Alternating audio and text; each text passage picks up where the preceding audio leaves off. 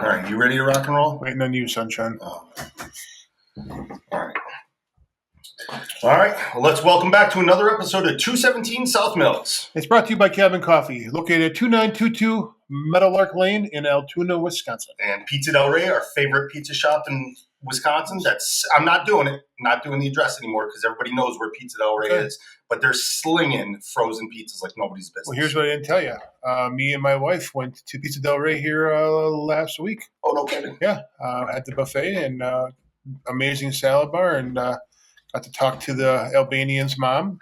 Nice. So, yeah, that was good. And, all in all, super great experience. And I also brought her some of my the following morning, I went and I brought her a container of cold press. So nice. I'm sure she'd love that. She did. So, she'd even have to order it by going to the 217 South Mills or the Cabin Coffee Altoona Facebook page to do the order form.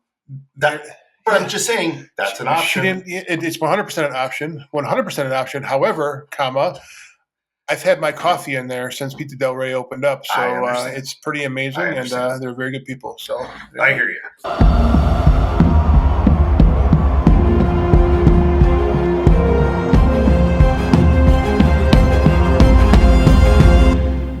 Let's start off the show with some Badger football talk that is ceasing to end here. Yes. We got a lawyer claiming Wisconsin football holding cornerback Xavier Lucas hostage in transfer dispute. Hostage. We got a hostage situation. I mean, I've been a part of hostage situations. This highly seems like not a hostage situation, but I'm listening. So what they're saying is that Wisconsin is still yet to process this paperwork, leaving them unlisted in the NCAA transfer portal database. So the NCAA doesn't put you in the database or in the transfer portal until the university tells them. So the university hasn't done that. And I was confused until this article came out. Mm-hmm. And I was like, why isn't Wisconsin doing this? Somebody dropped the ball at Wisconsin? At first, I thought somebody dropped the ball at the NCAA because I'm like, Wisconsin, of course, is going to handle it. So it turns out there's a dispute that reportedly stems from a financial agreement tied to an NIL deal that was facilitated by a third party before Xavier Lucas reversed course and decided to transfer. So a contract? Basically a contract, what we've been talking about on this show. That's I can't believe. So he does not want to honor his contract and wants to go play in somebody else's sandbox, and he can't. So correct, 100% correct. And the reports that Miami is where he wants to go, but also that Miami was contacting him. So no, Miami can't contact him until he's in the portal. Correct. So it's like a catch-22. Right. He wants to get in the portal, but there's rumors that Miami is already in contact with him. So it's like he's trying to go against a contract, which we don't even know how these contracts are held, if they are what they're held up to. This is an NIL deal. I'm sure the deal was, we're going to get you X amount of money through NIL for you to come here and possibly an amount of years tied to it as well. Mm-hmm. Does Wisconsin have a leg to stand on? I don't know, because who is the governing body above it? Right now, I don't know if there is anybody. Right. But that's where we're at, and I think it goes back to what we always talk about, contracts. Now, the further thing, before we get into the playoffs and some other NIL deals that I want to address and I want to change course on, is the way I've been viewing NIL, the way I've been viewing, especially Ohio State, because we see that's one school we know about. We say they've said 20 million, it's more likely 30, 40, 50 million that I kept saying that they paid for their team, and everybody else is saying that they paid for their team.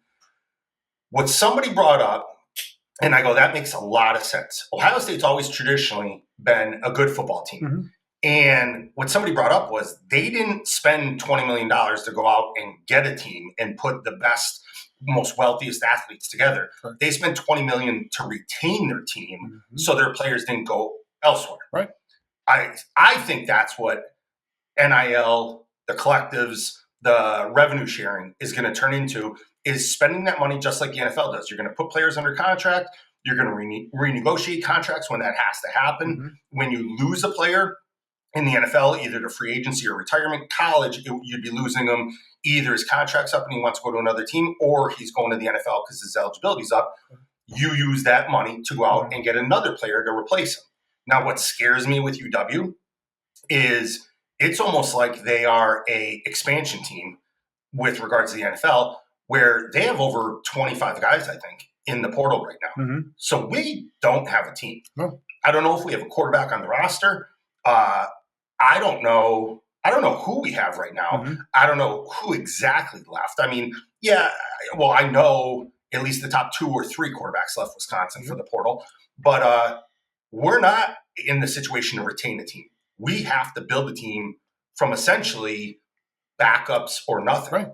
So, it's going to be – I don't know if I can look positive at the Badgers. I meant to look up the schedule. I know it's tough as hell this next year, right? But I'm thinking it's going to be a 3 or 4 year process. And it goes back to what we talked about to begin with. How do you build a cohesive team, where we played football together for 4 years, Yep. Kind of knew each other's weaknesses, what our strengths were. You're bringing in new guys to a team all the time. Like, it's constantly like you never have the ability to build that team chemistry and build that cohesiveness, or that camaraderie. Correct. Or let alone just develop the players. Right. Where the way I truly believe, now that I'm looking at it through a different lens, this is what Ohio State's doing. Mm-hmm. This is what Michigan's doing. This is what the Notre Dames and these top schools are doing. They already had that solid core foundation, right. and they use the money at their fingertips to keep those players in-house. Right.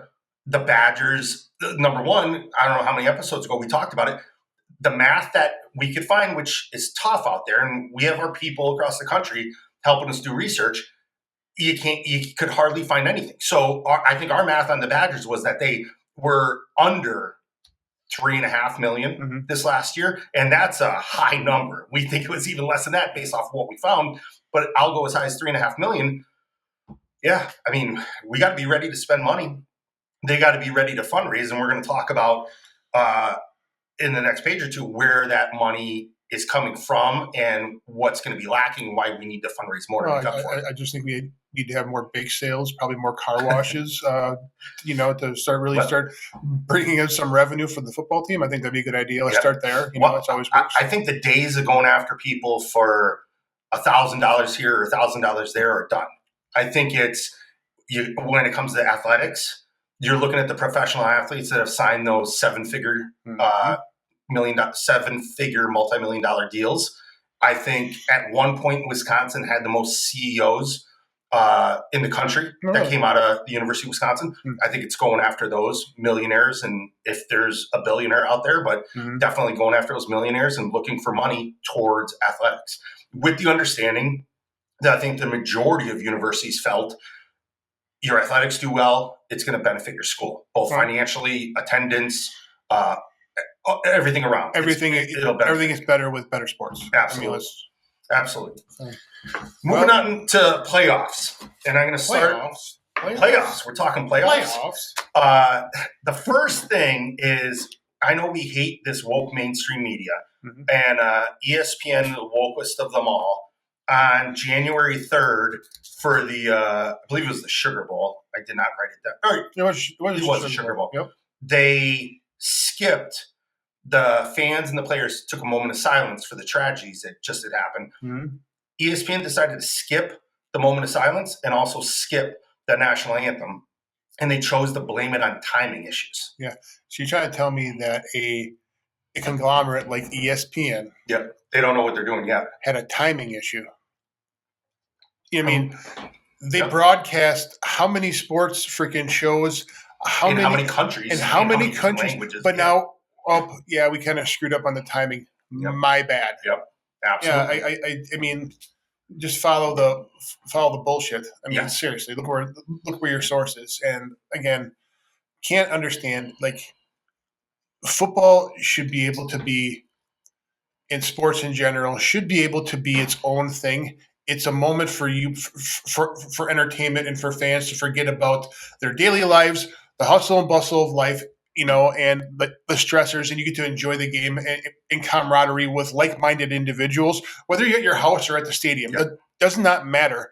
And then we have to have sprinkled in with the bullshit. I hear you. It's just, I hear you. Now, on the positives with the college football semifinals, the Orange Bowl, Notre Dame took down Penn State. In the Cotton Bowl, Ohio State beat Texas.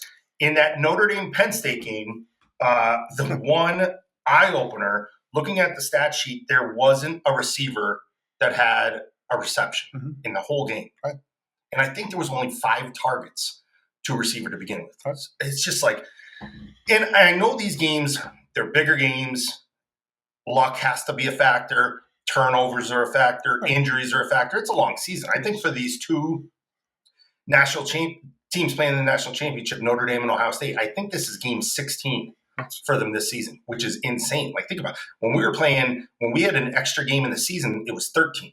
We had 2 13-game seasons and then 2 12-game seasons. Now, granted, we didn't have a championship game, and we'd have a bowl game and potentially an early season game. Right. But yeah, that was 12 or 13 to play. 16, that's a lot of games. But what was I going to say? The one interesting thing, Jack Sawyer, who strip-sacked Quinn Ewers from Texas. Did you know they were college roommates? Yeah. Oh. So I guess he gave him like a wise ass screw you or something like that. With a smile. Yeah, I mean, which is hilarious. And by the way, both those games were freaking phenomenal. They were exciting. If you are a college fan and you can't get excited, and again, we had no skin in the game, just fans of the game. Yep. And I tell you, like, this is what college football is about. Like, this is the kind of games, not the blowouts, not the Boise State where like, this is what the college football playoff should be. And I mean, I've been ecstatic watching these games. They've been on fire. 100%. The other thing too is that I believe all the teams that got byes in the first round lost immediately, just like we said. All the lower seeded teams beat higher seeded teams, and every game, like, I'm not trying to jinx us or brag or blow smoke, but any game we commented on, what we said was accurate. And a lot of the fans and a lot of the feedback, a lot of the comments, they disagreed. But at the end of the day, just saying what we said came true. And again, we're not trying to rip on the teams. We're not. That's not our objective here. We weren't ripping on Boise State. We weren't ripping on the teams. It's just that we have the knowledge and the foresight because we played the game and we're going, hey, in our experience, this is what's going to happen here. And it's not going to be close. And again, so I don't think you're blowing smoke. It just gives our fans and our audience a different perspective because we actually freaking know what we're talking about. Absolutely. 100% agree with you. If you'd like fresh roasted cabin coffee delivered directly to your door, go to Cabin Coffee Altoona's Facebook page or 217 South Mills Facebook page. Click on the coffee order form link, fill it out, pick out your beans, and get them delivered directly to your front door. Cabin Coffee Altoona. Now, the other cool and interesting thing I thought is this whole playoff run. I've been seeing on my feed, you agreed on your feed, we've been seeing so much more with faith in especially the college sports, more than I've ever seen before. And Ryan Day and Ohio State, they've had the T-shirts.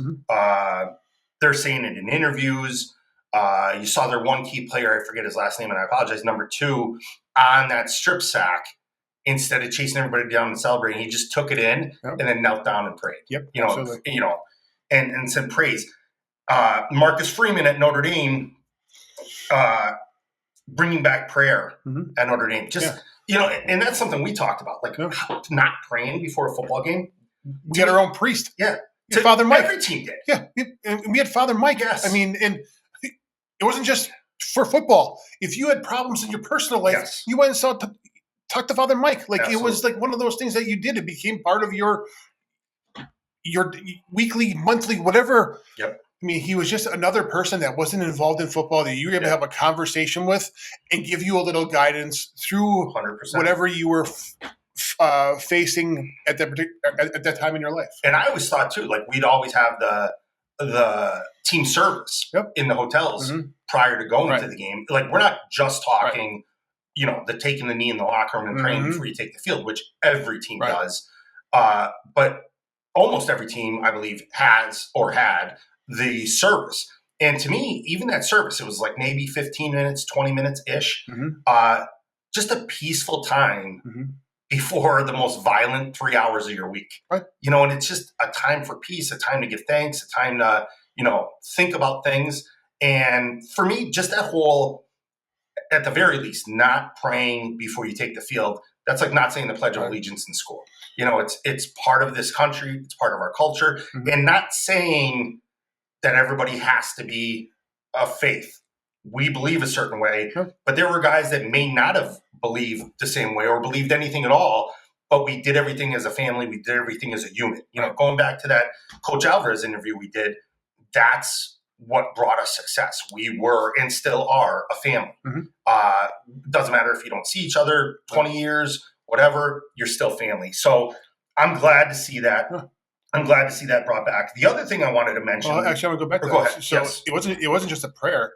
They actually would go to church and have a service, and then go from church directly to the field. Notre Dame would. So our fans who didn't know that, it wasn't like everyone let's call together in the locker room and take a knee. Yeah. No, they literally for years and years went to service and then went. You're right, to the most violent 3 hours of your week. Correct. And to me, it was always that calm before the storm. Yep. It really was. I mean, it did two things for me. One, it made me relax and think, have a moment to get out of my head and not be so nervous and eked out because, I mean, let's face it, you're playing college football. Yep. If you don't have butterflies, you shouldn't be here because you're doing it wrong. Correct. And number two, it allowed me to think of, you know what, here's my adversity that I'm facing for the next 3 hours, but there's something that's much more important. This is a game. This is not life or death. This is football. Okay. So it kind of did two things for me in my perspective and in my beliefs. No, I 100% on board and agree with what you're saying. The last thing I want to mention, this is Marcus Freeman. I've really fallen in love with him through these playoffs. Just learning more about him, watching the guy carry himself. And we didn't even talk about this. Did you see the post-game presser where their quarterback's sitting there and Freeman compliments the quarterback on how he ran a certain play? And the quarterback smiled. He goes, no. He goes, that's coach's play. He goes, he changed that during the week. He didn't think it was going to work the way. And the coach was like, no, that's our play. And wouldn't even take the credit for making an executive coaching decision that worked and helped win a game. But the other thing I found out late last night, the legacy players that they have at Notre Dame. So we know, we've talked about Rocco Spindler, being Mark Spindler's son. Mark was a guy that I idoled as a kid, played for Pittsburgh in college and Detroit Lions in the NFL. What I found out last night, they also have Brian Urlacher's son at Notre Dame. Yeah. And then, that's right. I didn't know that. And then there's like 3 or 4 other guys that are NFL players' sons at Notre Dame. And not all of them, or I don't know if any of the dads played at Notre Dame, but Freeman was just talking about that the dads understood the program and understood where they were in the program. And I know that's the way Mark was. I mean, I had mentioned to Mark or talked with Mark a little bit during his son's recruiting process. And he had to narrow down to a couple schools, and Notre Dame was the best fit for him. But just an interesting thing. And me and you both know, like, that's something everybody gets asked about. Did your dad play? And I'm like, well, I think he played till 7th grade. And, that was it. It doesn't really mean much, but yeah. So I just thought that was a cool thing. Moving on from the playoffs, we got the revenue share that's been hugely talked about in college football, basically saying that college athletics is going to have a $20 million cap. If this passes, I believe in April or July. I believe. July. So I don't believe it's 100% passed, but it's definitely in the direction of passing, that every team has a $20 million cap.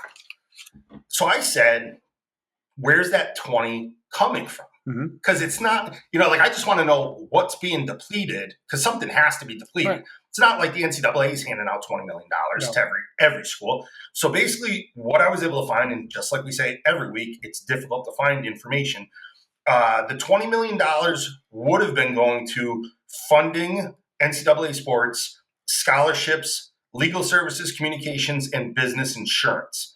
That's where that $20 million is being taken from at every school. Now, every school doesn't have to spend $20 million. So I'm sure what this is coming down to, and between these next 2 articles that we're going off of, it comes down to fundraising. These schools have to make up this difference. They can't just take a $20 million loss because the NCAA okayed this, because schools are going to go out of business if they're all of a sudden $20 million gets reallocated to players. But it says that the money Well, let's start with this. So there is a rule. The money is going to be paid to athletes through a clearinghouse. Schools that exceed the cap or pay a player more than the appropriate value, which how does anybody come up with that appropriate value, which we discussed last week? There is consequences. One is loss of eligibility for the player. Two is reduction in the school's cap, which could impact other sports as well.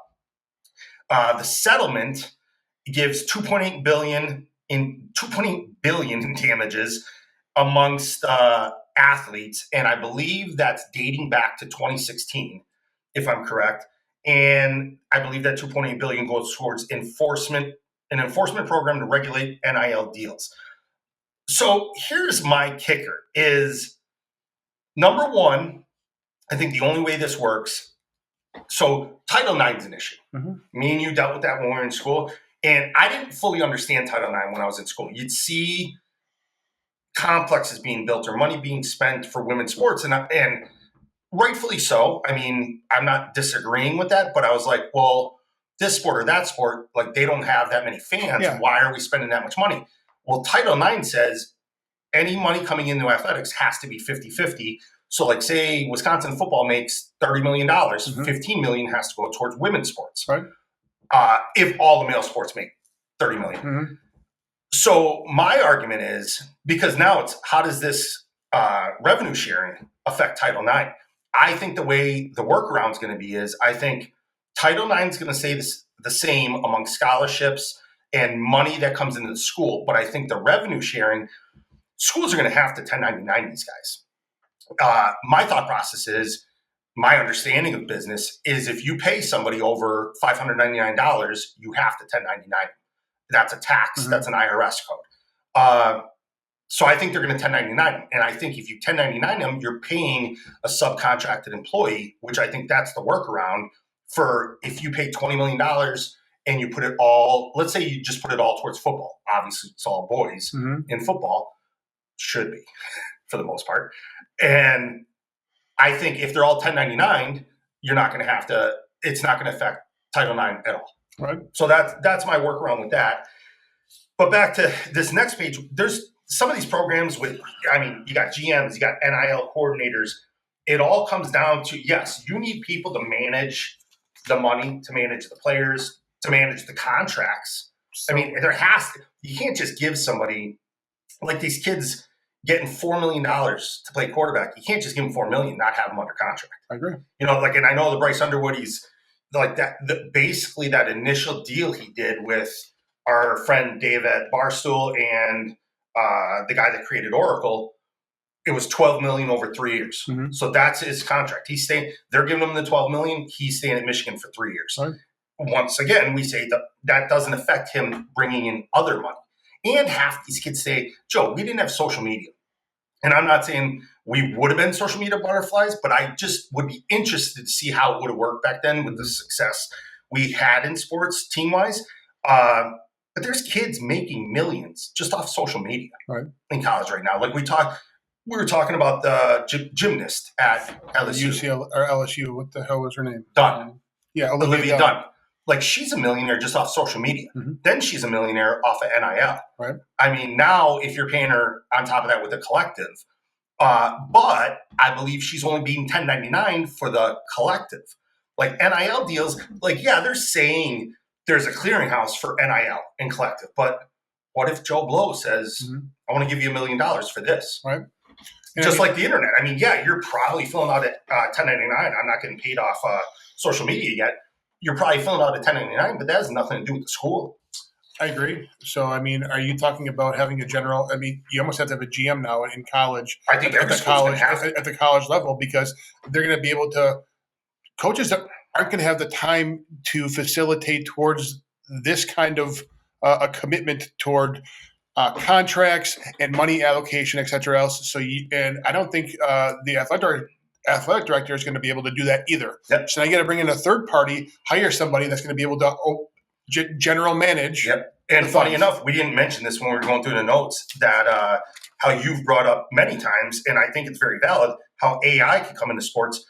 I didn't even realize that pro sports teams for the last 10 years have been using AI for contract negotiations and salary cap management. Mm-hmm. So some schools are even debating that, having these technology companies create AI software to manage all this, which, I mean, this could be a cluster for, I mean, unless you're hiring former GMs from the NFL that have been doing this for years, like you're taking who the former recruiting coordinator and being like, yeah, you're in charge of 20 million and make sure everything stays under the cap and make sure we like, this is an unknown world in college sports. Very much so. And you're going to have to, somebody who has at least been a general manager or at least has been in some sort of revenue department for a big conglomerate.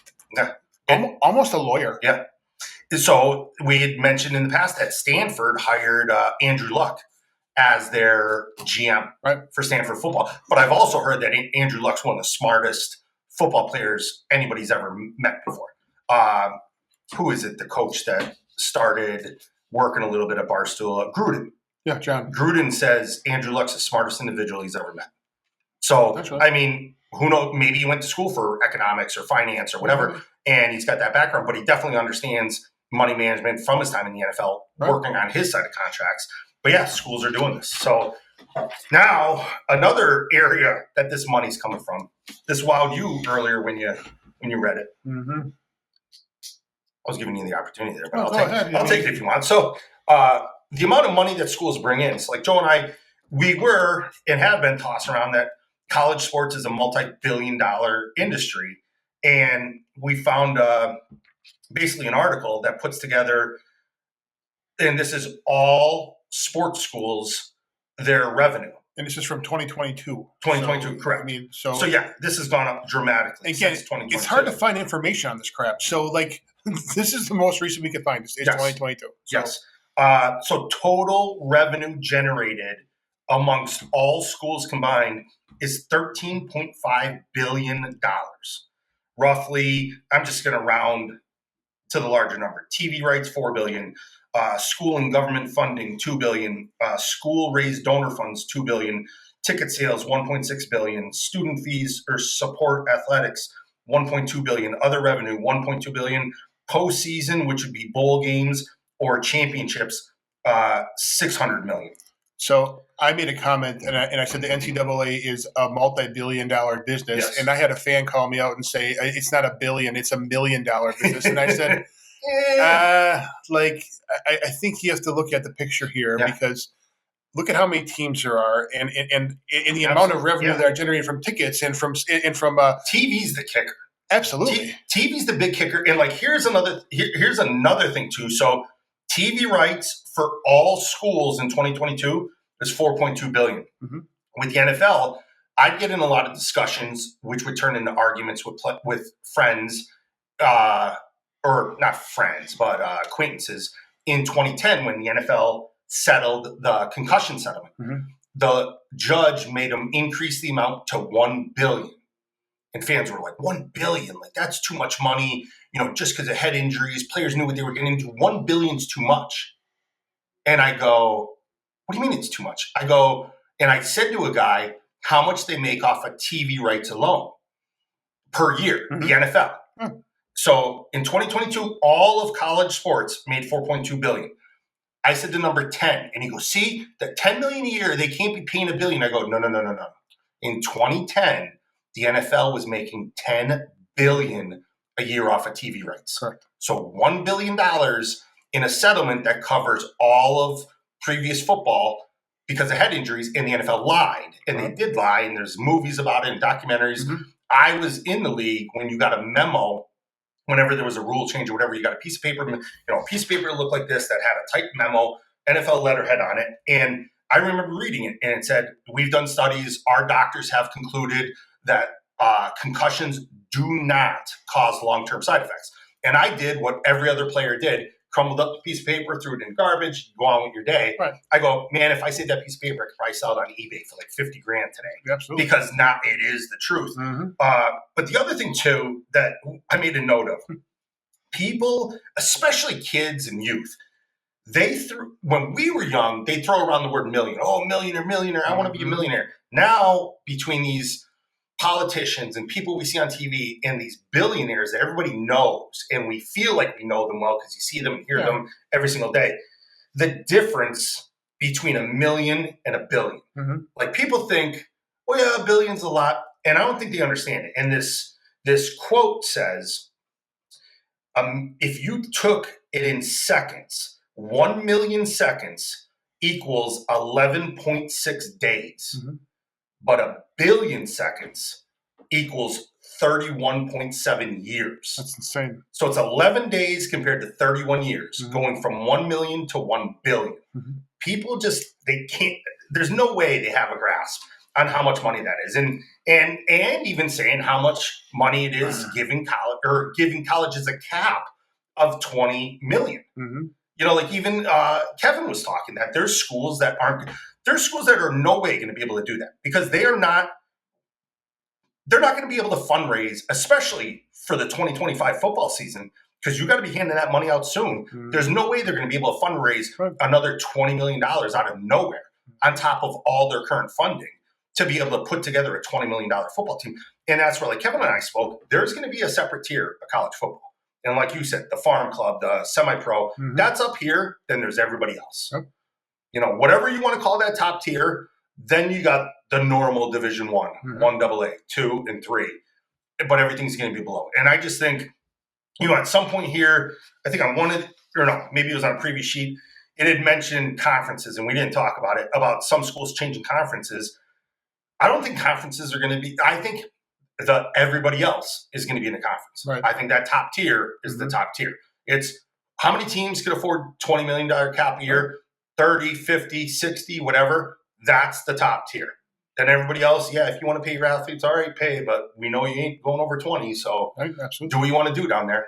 And that's the way it's going to be. And the kids that are good enough to perform, they're going to be in the pay level. The kids that aren't, they're going to be in the below level. Yep. But like we said, I think education's going to go in that top level. I think scholarships might go in that top level. True. But then having the ability, if you perform well in the lower level, can you get go up to the now you got the transfer portal. Yeah, you know what I mean, and like that's the whole. And do you think the transfer portal is going to be associated with the upper echelon league, or that's going to be all by contract? Then, like you would think at that, like that's your contract. But when their contract's up, that's when they go in the portal. Gotcha. But like we've said, the portal has to get more rules. Mm-hmm. Everything needs more rules. Right. We keep saying over and over, there are we're just finding the couple onesie, twosie rules out there. Right. We need rules everywhere. So the one thing I've been saying that's tough to find this information, I got my guy Hammer out east. Hammer got me some, we just happened to be talking the other day. And I said about how difficult it is, and we were talking about NIL, and Hammer brought up to me, he goes, the University of Memphis, they get $25 million a year. FedEx is their number one backer. I'm like, are you kidding me? He goes, if that surprises you, another school, Missouri, is backed by the Walmart family. That got me digging some more, and me and Hammer found out. So we all know this from Michigan. Yep. It's Larry Ellison, the co-founder of Oracle, who helped our friend Dave at Barstool, and they combined to do the 12 million 3-year contract with Bryce Underwood. You got Gary Kundran, donor at the University of Florida, that's given over $22.5 million. Oh wait, don't worry. Because the football program's indoor practice facility is named after him, so that's usually a pretty good indicator. That's a guy that donates. You get your name on things. But then at the bottom here, we got private equity firms. There's Harlan Capital Partners have invested up to $200 million in the NIL platform Nilly, which Nilly is Chris. I suck with names, and that might be an Italian name too. Riccardi art. I'm not going to say it. And you can't even say it, and you're a dumb dago? Exactly. I'm going to get abused for that. But Ricciardi. Yeah, we'll go with that. I think it's Ricciardi. He works on Wall Street as an investor, and he co-runs Nilly with a former NBA star, Kendrick Perkins. And so, what is that? What is an NIL platform? Is that just like a hedge fund that gives out money to players, but then what do they get in return? Are they getting a percentage of something else down the road if you give someone millions up front? But here's what we're looking through right now. We get a sliver of information as fans and us doing our research and having our people across the nation that are trying to help us out. Yes. There is such a big picture that we aren't even privy to and have no idea. Eventually it will come up, or maybe it won't, because eventually they're going to establish the rules, But again, I think the moves they're making right now are going to affect the outcome of their team and where it places them in this ultimate semi-pro league is what it's going to be. So sure. I don't know, man. That's a crap ton of money. Yeah, and it certainly is. All of it is. And we keep saying track the money, follow the money, track the money. Yep. There's no paper trail. There's no transparency. There's no regulation. Nope. It's just the wild, wild west. And you can figure it out yourself. We can't say that enough, but I know, but it absolutely is. And based on how strict it was when we played football, the rules that rained down upon us from the NCAA where we couldn't do this, and now it's just we'll figure it out. Yep. We'll let you know if you screw it up or not. Or hey, we don't know where it's going. Let's just see how this plays out. Exactly. Guinea pig. Exactly. If you'd like fresh roasted cabin coffee delivered directly to your door, go to Cabin Coffee Altoona's Facebook page or 217 South Mills Facebook page. Click on the coffee order form link, fill it out, pick out your beans, and get them delivered directly to your front door. Cabin Coffee Altoona. All right, now we have the Eagles and the Packers game, and obviously everybody who is a Packer fan realized that they lost to the Eagles in the wild card match. Not a great game, and we talked off camera. Obviously, the turnover game, when you turn the ball over, it does not help you. Four times. 4 turnovers. 3 interceptions, and I believe it was a turnover on special teams. Shout out to former Badger. Was it Zach Bond? Zach Bond, who one of the picks. Yep, so good for him. I mean, obviously, I'm not rooting for the Eagles, but you do root for absolutely. You got to root for the Badger family. Root for your Badgers. But yeah, the other thing I had mentioned, obviously there was injuries, and you put injuries and turnovers together, that's a lose-lose. Yeah, I'm going to be a double advocate about your injury thing. The Lions seem to be doing just fine, even though they're injury-ridden. So very, very true. But now, okay, so here's the third thing I was going to say. Now, I do think that's an anomaly where we've never seen a team half as injured as the Lions do, half as good as they're doing. Okay. But they are doing it. Now that team is experienced, and where's experience come into play? What people could assume in college, yes, when you go from a regular season to a big game, that's a little bit more challenging. When you go regular season to a bowl game, there's a little bit more pressure. Now with the playoffs, even more pressure. But in the NFL, the way I describe it, you have your regular season game. You have preseason and regular season. Obviously, regular season is important. Right. But then you go to your divisional game, and you could feel how much more important that gets. The week gets much more serious. The game's that much more serious. But then you go from the regular season to the playoffs, and that steps it up. It takes it to another level. Just everything about the time you invest, the way you're dotting your I's and crossing your T's in practice, the seriousness, the less joking around. And a lot of that is easier with experience. Sure. And I think they said the Packers were one of the least experienced teams that were in the playoffs this year. And I mean, even look at Jordan Love's done a lot of great things, but he's young. You know what I mean? It's not like he's been doing this for a long time. Now he's been doing well, but I think it's everything from an inexperienced team, got a slow start. Matt LaFleur's getting under the hot seat a little. His teams have been having slow starts from time to time.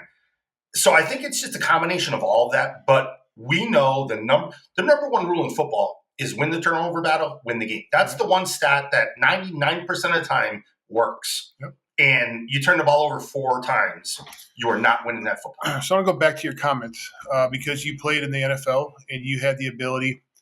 How much is the money you winning in playoff games a driving factor in the seriousness of the game? Now, in college, we didn't have that. It was just for the playing for the guys around you and playing for the university. And basically, it was your family that you were fighting for on the field. So funny enough, it's really, in my opinion, the money in the playoffs is not a driving factor at all. Because I feel like for the lower end guys that are making the league minimum, the playoff game, every round of the playoffs, the check Right. gets more. What a lot of people don't realize is, so for this round of the playoffs, the number 53 guy on the roster for the Eagles game made the same amount of playoff money as Jordan Love made.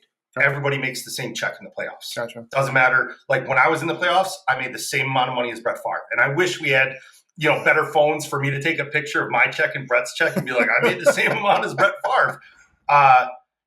And I would think this carried over when I was playing to today. It's basically the equivalent of a rookie's base salary check. So most of the time, the majority of the starters, they're making less money in the playoffs because, say they're, I don't even know the math, but say they're making, so just so nobody gets overly excited, in the NFL, you get paid not over the course of 52 weeks in a year, you get paid over the course of 17 weeks in a season. Sure. So if your contract's $1 million, you get 17 checks that total $1 million after taxes, all that.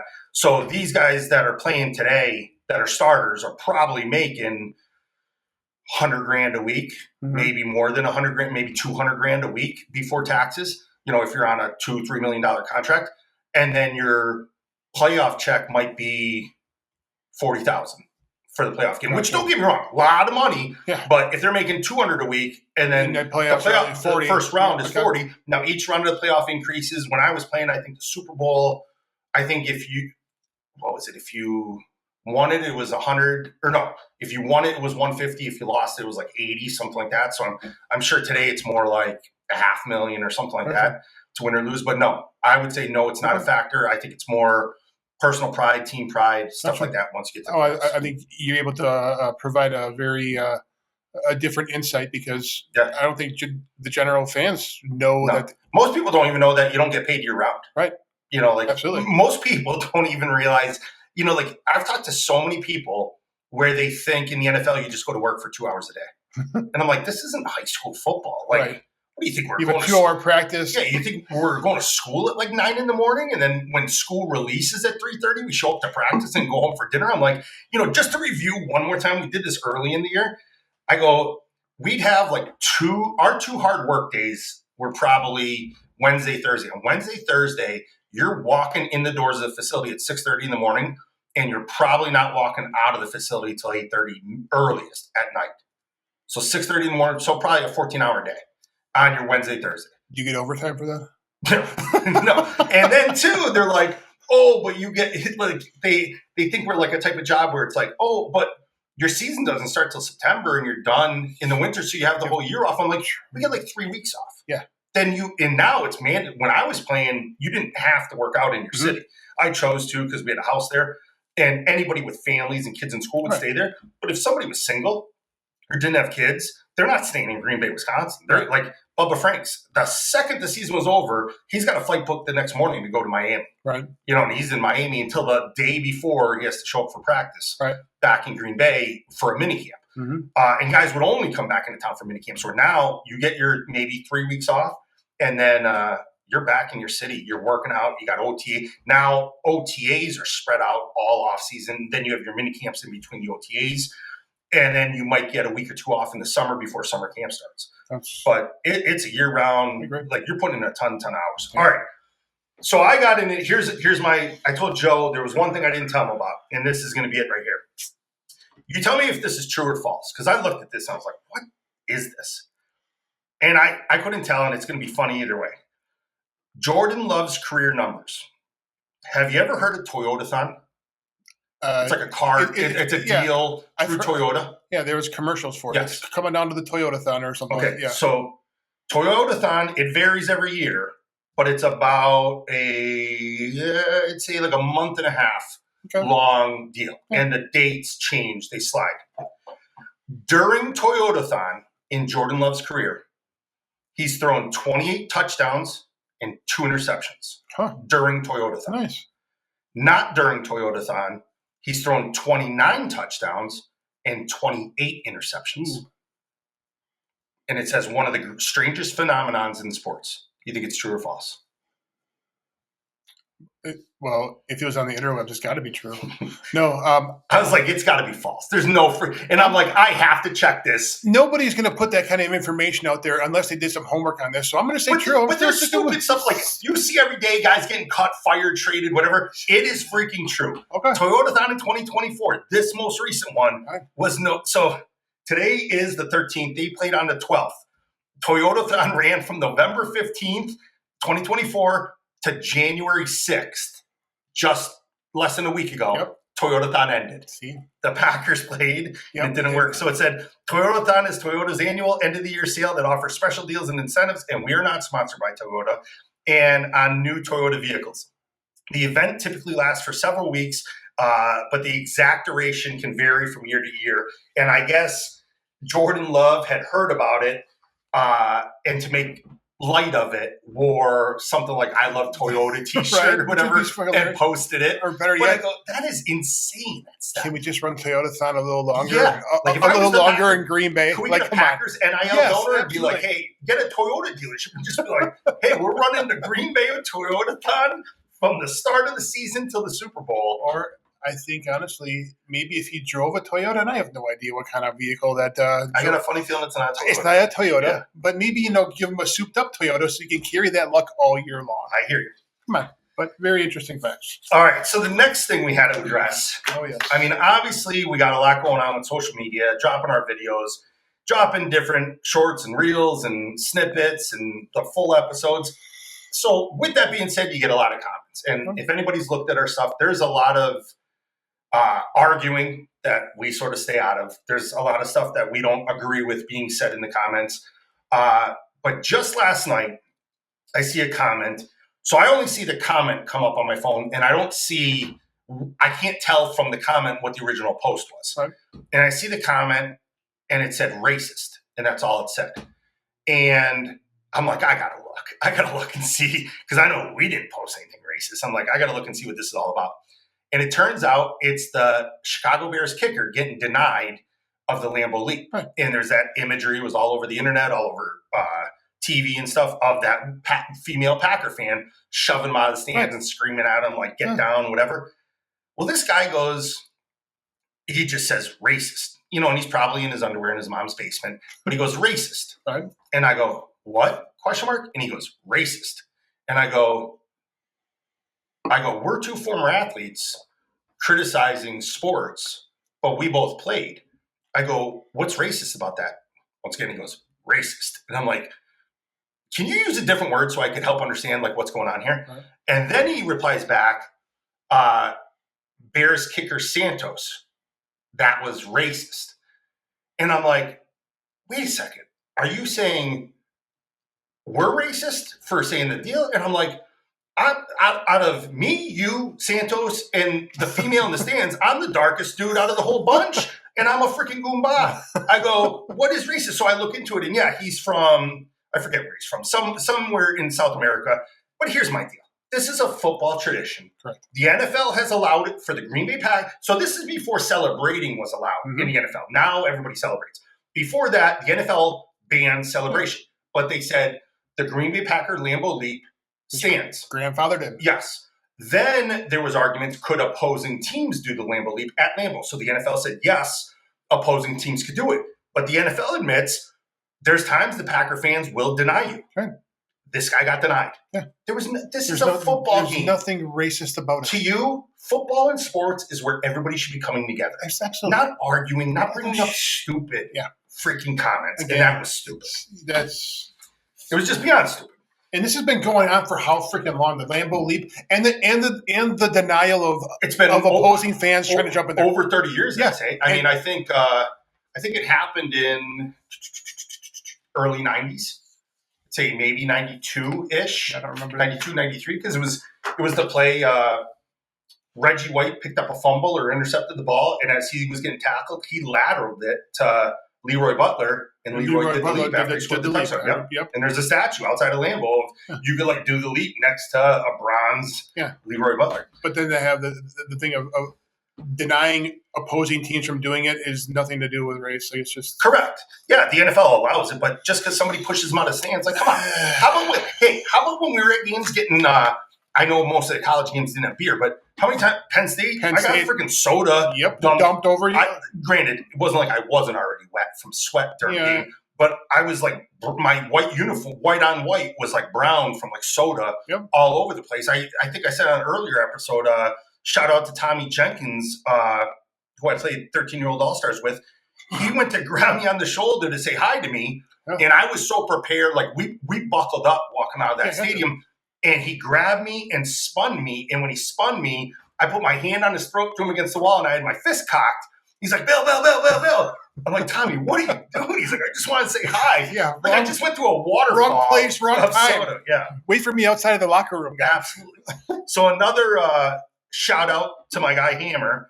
He posed the question, and I thought we'd bring it up and discuss it. He said, should the champions of each division get home field advantage even though the away team has a better record? In a very usable scenario, the Vikings this year with the most wins. Should the Vikings have to go on the road to somebody else's home field in the wild card round? And he says no. Hammer says no, because he feels that they have a better record. They don't deserve, based on a better overall record. And I sort of side with that. It's like, why should they could still be the away team, but they should get home field advantage? I agree. Like that better record should stand for something. Like, and just like the Lions losing the NFC to Detroit. Yeah, Detroit. You said the Lions losing. Or no, I'm sorry, not the Lions. The Vikings losing the NFC to Detroit. Right.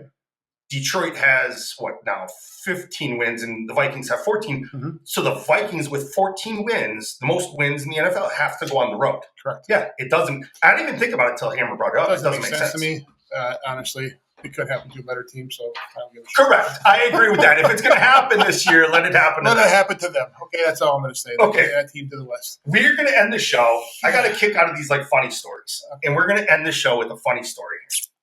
Yep, a dinosaur footprints was discovered in a UK quarry. Okay, so apparently the Oxford Doers Farm Quarry, over 200 dinosaur footprints from the Jurassic period were recently discovered, offering a rare glimpse into the past. The prints made 166 million years ago from 5 distinct trackways, the longest spanning for more than 150 meters. Okay, here's the deal. You're already throwing me for a loop here. How the hell does a footprint last 166 million years? I hear you. And it was found by somebody driving an excavator. So an excavator finds a footprint. Like, don't you think you dig it up? But the funniest thing of all is the one and only picture they have inside the footprint is a spade shovel. Yeah, just sitting like there. A hand spade. Looking like the perfect size hand spade shovel to dig the footprint. Absolutely. And I put as a note, why not use a human boot for reference and say the worker's foot size is a 12. Yeah. We took off his boot and put it next to the dinosaur print. Exactly. And you can see human foot, dinosaur print. Why do you have a shovel that looks like, did they just It looks dig? like the exact toe, shape of the toes on the dinosaur. Like he just took the trowel and moved some dirt around. Like, That's exactly. Hey, I found a dinosaur print. Hey, how old do you think it is? I'm guessing 166 mil right there. Like, seriously. I don't know. Oh, so that's what we're ending this week on. Tune in next week. We're talking college football national championship. Yep. We're going to continue to talk NFL playoffs. Got a lot going on. So stay tuned to the show.